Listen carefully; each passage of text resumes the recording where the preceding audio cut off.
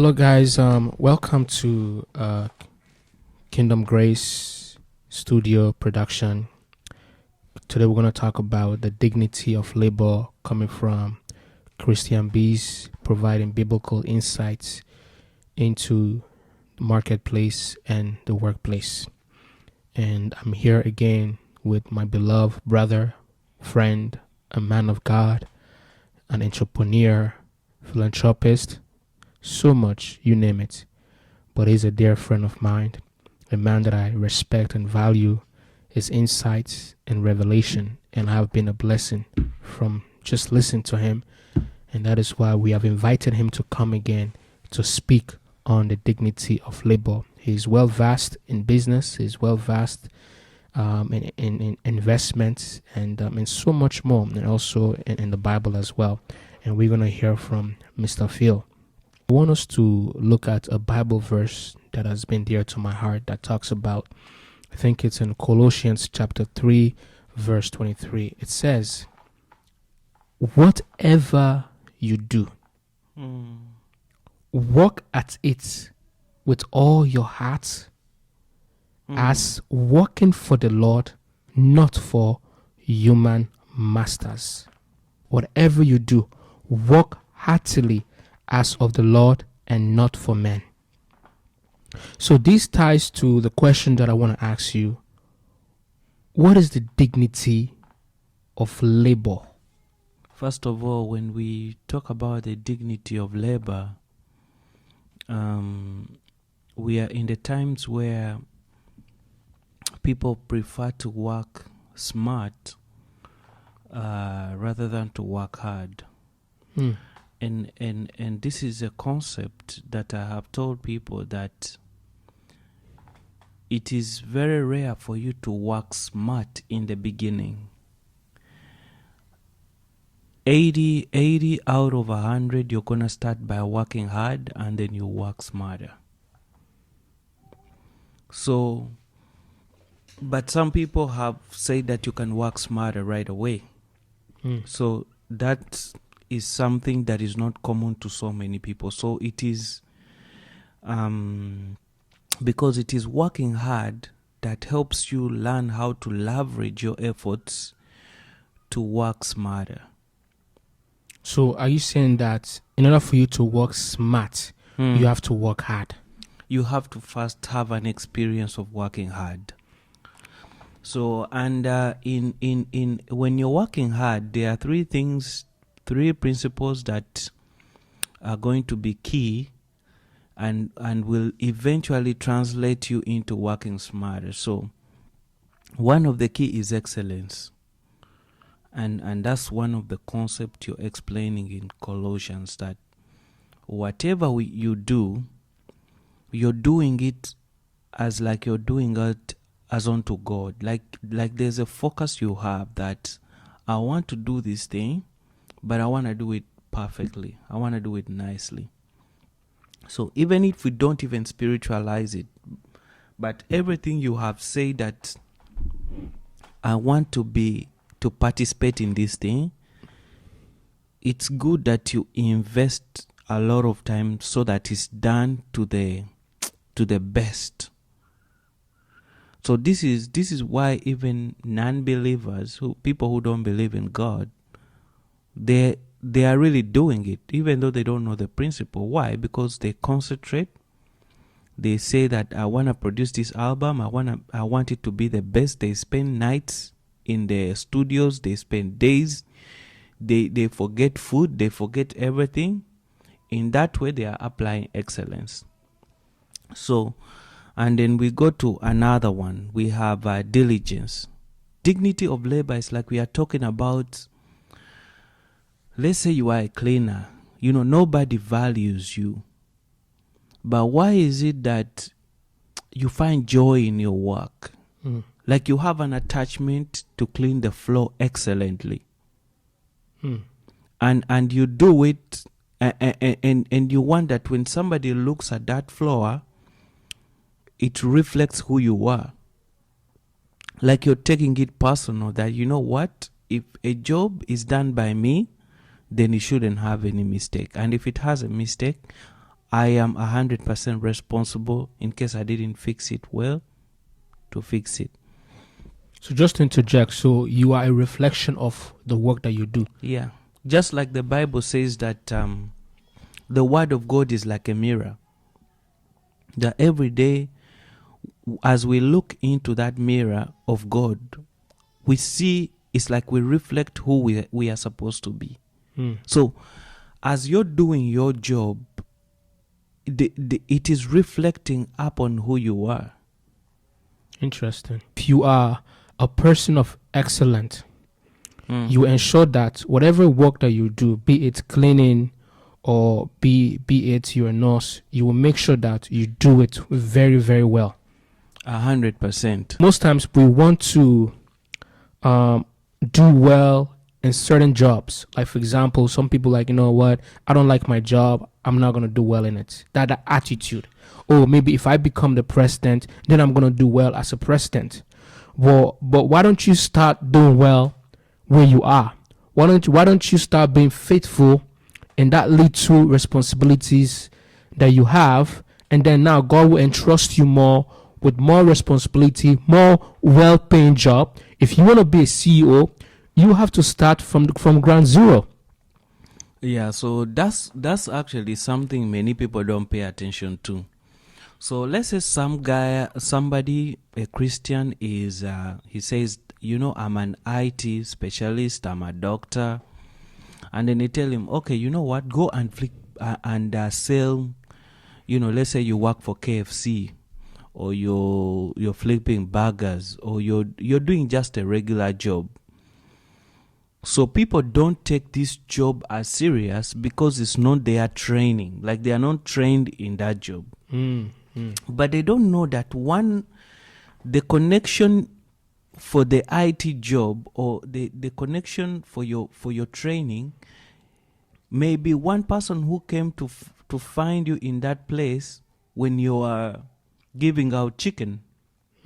He's already checking your attitude. He's checking how you care about the job. He's just looking at you based on the principles of success. Do you care about the people? Do you care if somebody has complained to resolve the issue? Or you just don't care? You're just trying to apply for more jobs. Like, okay, let me go into the environment that I studied for, and then at that point I'll be serious. So many Christians have lost a lot of destiny helpers in this way, because the destiny helper will not find you at the destination. The destiny helper will be somebody God will use to point you into the destiny, but also he may not be even into that destiny, but he may have a connection and just give you the connection and just leave. So are you saying that people are watching what we're doing? Of course, God is 100%. watching, people are also observing. 100%. And if you don't apply the principle of success in the little things, when people are observing you, trying to see, okay, does this young man who's flipping burgers, does he understand excellence in this flipping of burgers? And then if you're not able now to express yourself, or people don't see, even God himself doesn't see that you are capable. Yeah, no, 100%. You always have to know that people are watching us. It's good you brought in, even God is always watching us as we do our jobs. So, and when we are working, there are days that are much difficult than other days. Now, on the days that are much difficult than other days, your attitude is what's going to pull you out or keep you going. Like, you need to be already ready. Like, let's say an issue comes up and you're tired. How do you respond to it? An issue comes up and you're exhausted. It's like you're just counting the hours to go through that day. How do you resolve issues without getting angry, without screaming at other people, so that you can still maintain your track record of dignity, of diligence, and excellence. And these two are very, very key when it comes to the dignity of labor. So I've worked so much here in the building as a building manager here where I'm working, and you will realize that people will be asking you, look at how people messed up that place. Look at how people, man, I can't believe people don't understand. And you tell them that, you know what, you don't have to be upset at them. For me, it gives me joy to actually pick up their garbage. It gives me joy. I mean, they will look back and say like, but that is really messy. Yeah, it gives me joy to remove it. So how are you able to develop such an attitude of service and joy in doing a minimal task that most people will not really celebrate or appreciate or respect? But in your case, you actually respect and appreciate the job that you were doing. You see, it's like we are in a system whereby we are building up our rankings. And our rankings are going to start from the bottom up. So if you do not pass the tests on the lower level, you cannot go up. So your attitude is actually one of the prerequisites that's going to drive favor into your life. Because if you look at favor, if a man is going to be announced tomorrow, favor is what comes in. It's like I always call favor as a red carpet. Favor is the red carpet. So it goes and prepares a platform ahead of you, and as you come, you walk onto that carpet. So it is like favor advertises you. So as people see your diligence, as people are checking out your attitudes, as people are seeing how excellent you are at your job, some of them will ask you, Philip, why is it today things are not good, and this is, how are you gonna resolve it? You just tell them, I believe in the dignity of labor. I mean, what is that? What are you even talking about? I believe in hard work. I don't believe that work should be easy. I believe in the principle of hard work and doing it well. So it is a simple principle. And when you follow the dignity of labor, like if you begin to take every job you're doing, even the lowest of the lowest, seriously, you will realize that people will begin respecting you. People will begin to attach value to what you do. And in that way, the world is reorganizing itself to bring you favor. Because many Christians don't know how to usher in favor into their lives. They have the skills, they have the talent, they have everything, but they don't know why they don't receive honor from the people they serve. Why? Because people do not see those qualities, and you have to be consistent. The same way you spoke in January should be the same way you spoke when things are not going well, when things are going bad. So people should not be able to tell what you're going through, but they should see a consistency in action and response.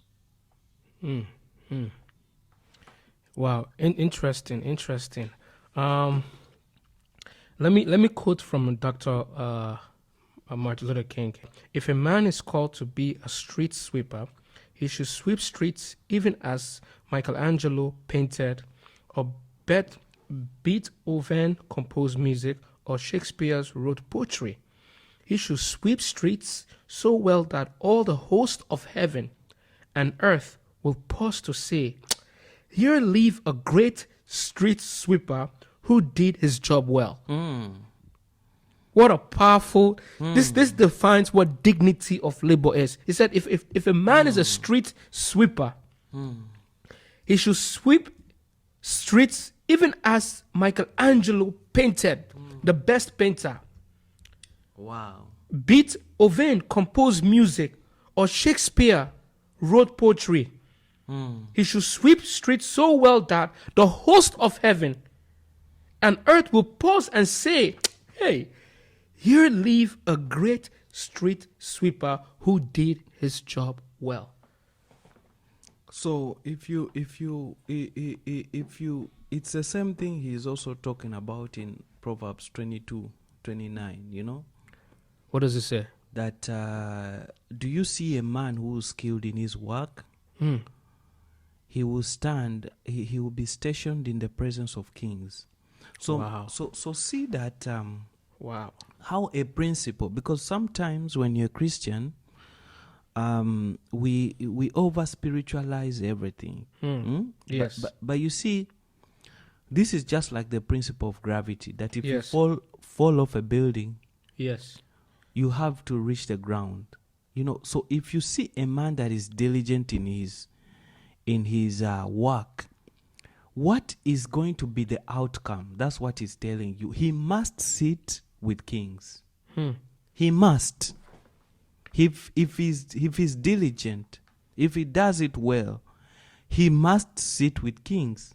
And and I'm telling you this with humility, that many times I meet Christians and they feel like sitting with kings is such an honor. It is actually not.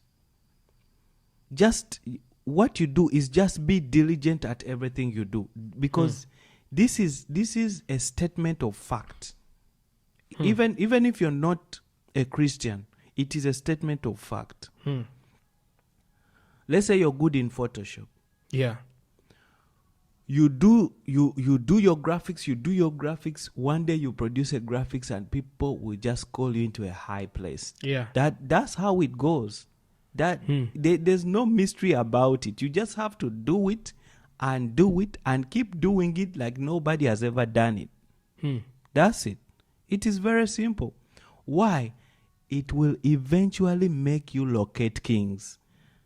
So we have many Christians who want to locate kings, but By they don't speaking know in how. tongues. By speaking in tongues. No. Or praying.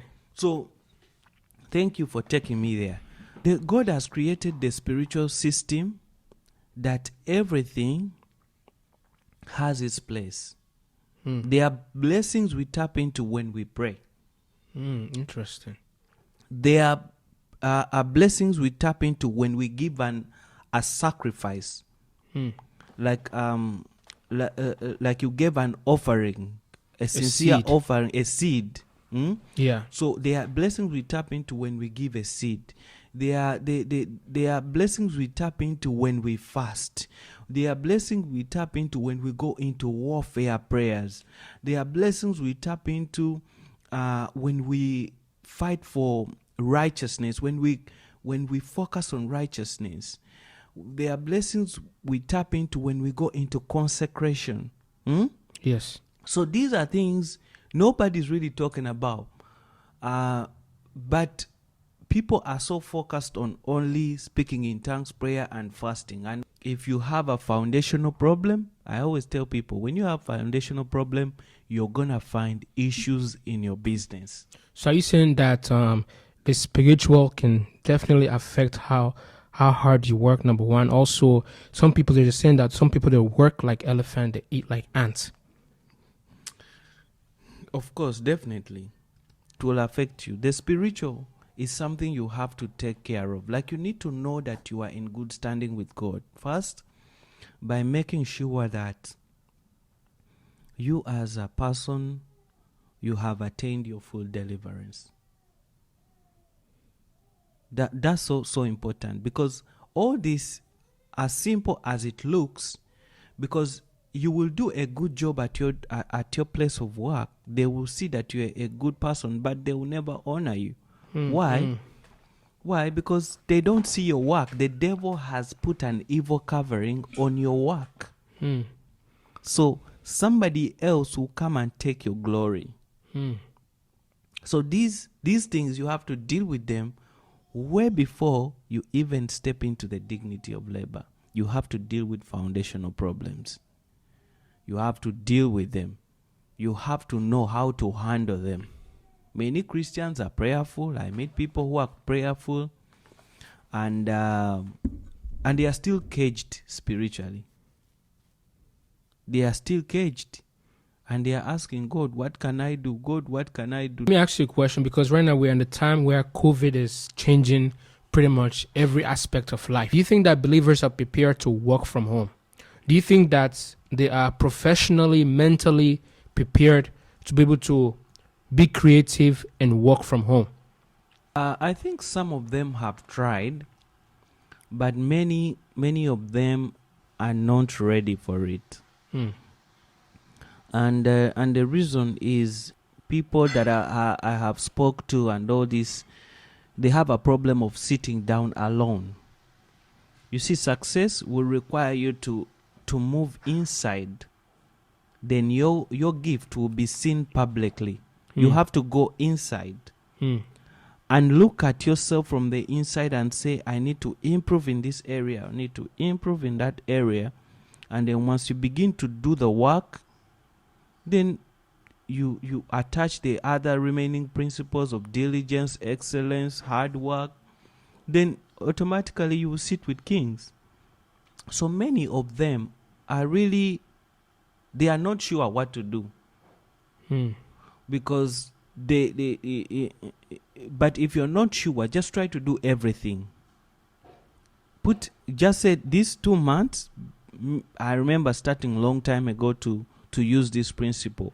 If I'm interested in something, when you find an interest in something, it's like God has put a burden on you for that thing.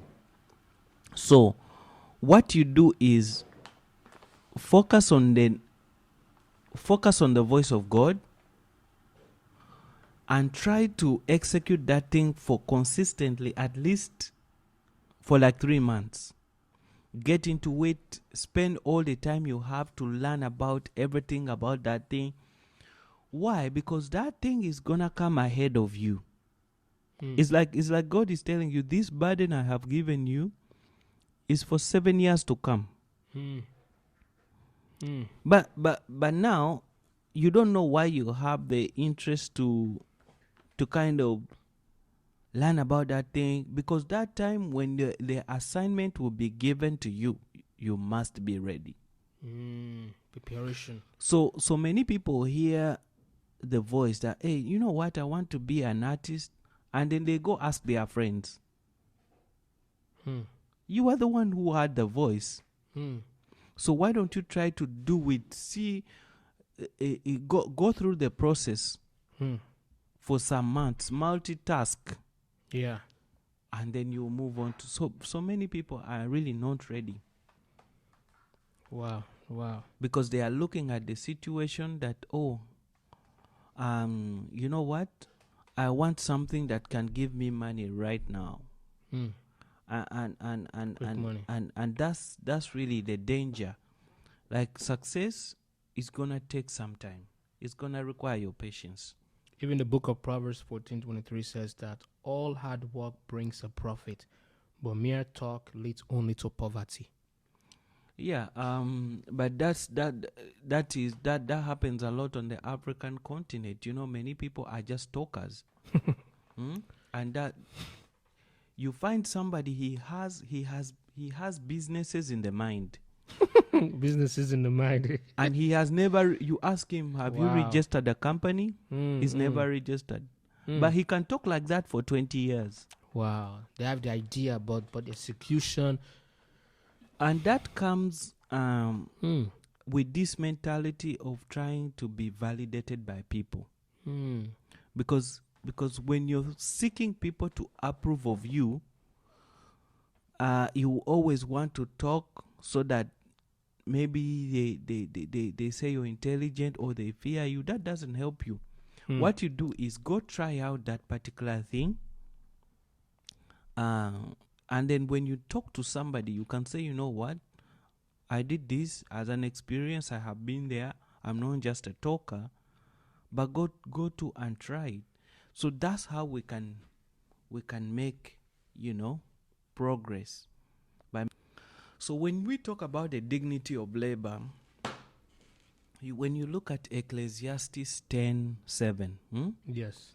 it says that I see servants on horses. while princes walk on the ground like servants. You know, it's like when we are doing warfare prayers, we talk about destiny killers, but there are people also who exchange destinies. So the servant is on a horse, meaning that somebody who doesn't deserve a place, he is given a high place.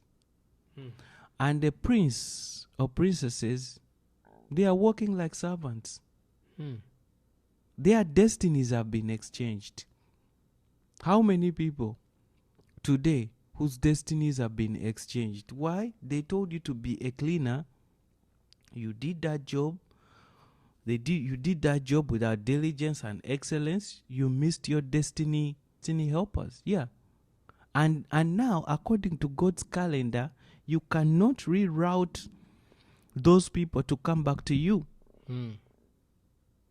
So it's going to take a while until God schedules another season for you when you're ready, because He will not promote you until you're ready. So believers have to, it's good to pray so much, but it's good to,